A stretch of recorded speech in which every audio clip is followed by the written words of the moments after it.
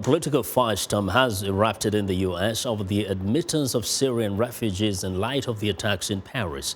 VOA's Michael Bowman reports from Capitol Hill, where many Republicans are questioning or rejecting President Barack Obama's plan to admit 10,000 Syrian asylum seekers, while Democrats say America must remain open to refugees once thoroughly screened. Horrific carnage in France could be repeated on American soil if terrorists infiltrate U.S.-bound refugees, according to the president's Republican critics. This country can see that kind of thing happening here.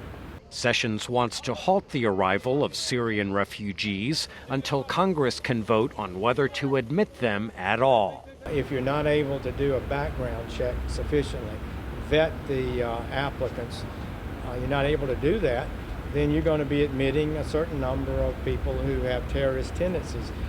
Democrats note that those seeking refuge in the United States are subjected to background checks that take months or even years.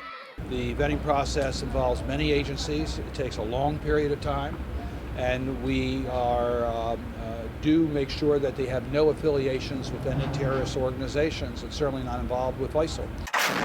Republicans want to know how any refugee from a failed state or a war zone like Syria can be properly vetted.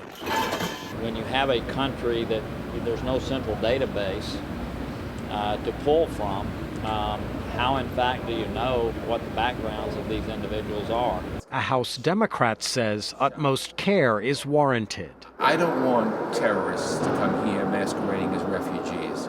And I think we have to be very, very, very careful who we admit to this country.